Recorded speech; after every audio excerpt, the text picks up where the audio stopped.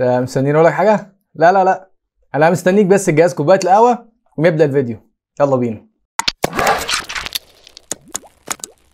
السلام عليكم ورحمة الله وبركاته، أهلا بكم في قناتكم مساحة أونلاين. إن شاء الله النهاردة هنتكلم مع بعض عن جزئية برضو مهمة في السيفل 3 دي ومع سلسلة التركات اللي احنا شغالين عليها. إيه هي الجزئية اللي هنتكلم فيها دي؟ هتكلم عن الجزئية لو أنا عندي الداتا بتاعتي أو البوينت اللي شغال عليها كلها عبارة عن بوينت كاد. طيب أنا عايز أحولها من الكاد للسيفل، أحولها إزاي؟ وليه أصلا أحولها؟ ما أنا شغال كده كده بالإثبات. هنشوف مع بعض الإثبات بتعمل إيه، وعشان أحولها للسيفل 3 دي هياخد وقت معانا قد إيه في الاتنين، وأنهي أفضل لينا هنشوف مع بعض، فخليك معايا لاخر الفيديو. زي ما انتم شايفين الصفحه دي اللي احنا دايما شغالين عليها، او دي اللوحه اللي احنا دايما شغالين عليها.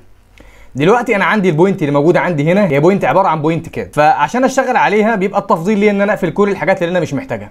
فانا الاول طيب هلغي كل الليارات اللي مش محتاجها، فادخل على الليارات اللي عندي. انا عندي ده 3 دي مش عايزه، عندي هنا الاكسس بتاعتي مش عايزها، والبوينت من بره مش عايزها اللي بتاعت الاكسات، انا هسيب عندي ده. انا دلوقتي لو هشتغل على البوينت دي ولكن بالاثبات، فطبعا انتوا عارفين ان انا بعمل A B مسطره وابدا اعمل لود للليسب بتاعي. ادي الليسب بتاعي واقول له لود، بعد كده اروح داخل كاتب الاختصار بتاعي انتر. طبعا ده انا بوريكم بس كده مبدئيا هناخد وقت قد ايه لو انا هشتغل بالليسب. تمام. انا عندي الهايت بتاعي قد ايه، مثلا 30.30 انتر. هتحدد مكانه فين، مكانه هنا. طيب الزاويه بتاعتي 0، شوف كل ده نمبر رقم 1. ابدا اشتغل ان انا احدد البوينت بتاعتي، فانا اقول والله دي النقطه الاولى، دي النقطه الثانيه، دي النقطه الثالثه والرابعه والى اخره. وهو كده كده شغال عندي بيكتب لي في الجدول هنا الاحداثيات. وبعد ما بفنش الشغل بتاعي، طبعا في الاربع نقط خدوا وقت قد ايه معايا، وبعد كده كليك يمين فبيقفل معايا الشكل بتاعي او الجدول بتاع الاحداثيات.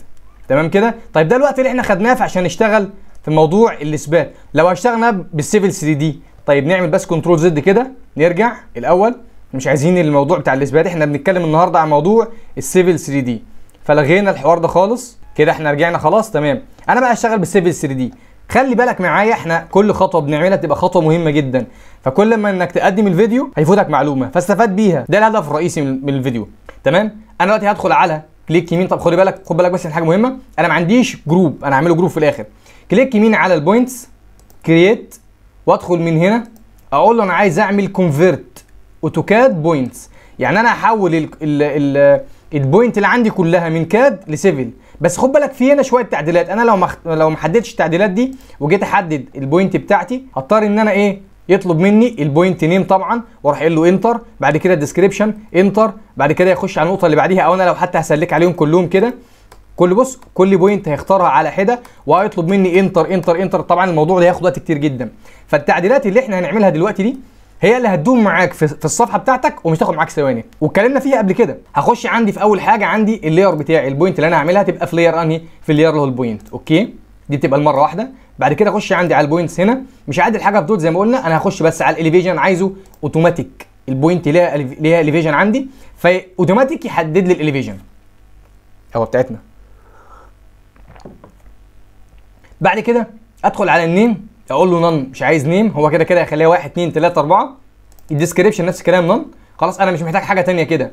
اخش عليها، ابدا اسلك على الشغل بتاعي كله، وخد بالك من حاجه، تكه واحده انتر، كل الشغل خلص. سكيب، كل البوينت بتاعتي خلصت فتكه واحده. وكل الداتا دي عشان اطلعها بنفس الطريقه هقفل ده، اتكلمنا في الموضوع ده قبل كده. هدخل على البوينت جروب، كليك يمين عليها، اكسبورت، هسيفها بوينت استنج نورسنج زد الهايت بتاعي والاليفيجن والديسكريبشن.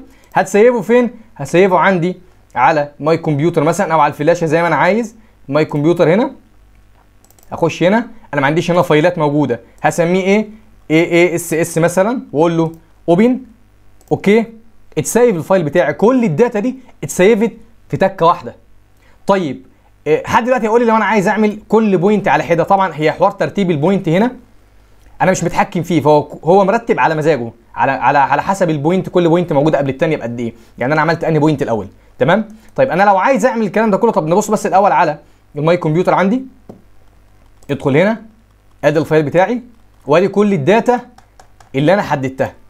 طيب ولنفرض ان انا مش حابب ان انا اعمل الحوار ده كده كله مره واحده، انا حابب ان انا اخلي كل شغلانه ليها جزئيه معينه على حده، يعني كل مكان يبقى ليه فايل لوحده. بنفس الطريقه كرييت، اتاكد ان كل حاجه زي ما هي، عشان احنا دوسنا كنترول زد، نختار من هنا ده اوتوماتيك تمام، لكن ده نون وده نون. الكونفيرت بتاعي احدد الشكل ده واروح قايل له انتر، يبقى الشكل ده كله خلص مره واحده تمام. ده كده جزئيه انا اشتغلت فيها. عايز اخش على اللي بعديها اعمل يعني دول كده مع بعضيهم بالتسلسل بتاعهم ماشيين 1 و2 و3 و4. لو انا عايز اظهر الكلام ده كله طبعا هروح موقف الشغل بتاعي وادخل على الجروب بتاعي، كليك يمين بروبرتيز، وبنفس الطريقه اللي احنا كنا اتكلمنا فيها ان هو البوينت، وابدا اعدل. طبعا مش عايزين نعدل كل حاجه فهنقول اوكي على كده فيديك البوينت بتاعتك تمام. هي مش ظاهره عندنا فالتفضيل ان احنا نعدل عشان برضو يبقى الشكل واضح معانا وحتى النفسيه تبقى احسن وانت شايف البوينت بتاعتك. بوينت 5 مثلا وشكل النقط كده تمام. البوينت اونلي عندي هنا بوينت 5 مثلا 45 سالب 5 سالب 50 تمام. خش من هنا سلك عليها فورمات. الكلام ده كله انا بشتغله بسرعه، لكن انت كده في الفيديوهات اللي فاتت هتلاقي في عندك شرح كامل للكلام ده كله تمام. اوكي اوكي اوكي. ده شكل البوينت بتاعتي. يبقى عندي من 1 بدات معايا من 1 لحد ما قفلت ل 24. ده لوحده. عايز اكمل تاني كليك يمين كرييت وابدا ان انا نفس الطريقه اخش على اللي بعديه تكه واحده انتر خلصهولي. اخش على اللي بعديه اسلك كله كده انتر اللي بعديه. يبقى انا كده بمنتهى السهوله عباره عن تكه واحده اقدر اطلع كل شغلانه على حده، كل شغلانه على حده، واقدر اطلع الفايل بتاعي في ثواني. بس يا سيدي ادي موضوع انك تحول بوينت من كاد لسيفل في ثواني. خدنا بالنا ان احنا لما استخدمنا الاثبات خدت وقت معانا قد ايه، ولما حبينا نستخدم السيفل ما خدش معانا وقت فعليا. فبرنامج السيفل مهم جدا لاي حد شغال في سايت او شغال في مكتب، لازم يبقى ملم بالموضوع ده كله. يبقى ازاي ان انا اطلع داتا من على الكاد او من على السيفل المتاح عندي اقدر استخدمه، ولو انا راجل في السايت يبقى عندي المعلومه دي علشان خاطر ما ابقاش دايما محتاج للمكتب الفني والدنيا كلها واقفه عندي. بس يا سيدي وهو ده كان فيديو النهارده. ولو الفيديو عجبك ما تنساش دعمك لينا بلايك سبسكرايب وانك تفعل الجرس علشان يوصلك كل جديد، وما تنساش الشير والدال على الخير كفاعله.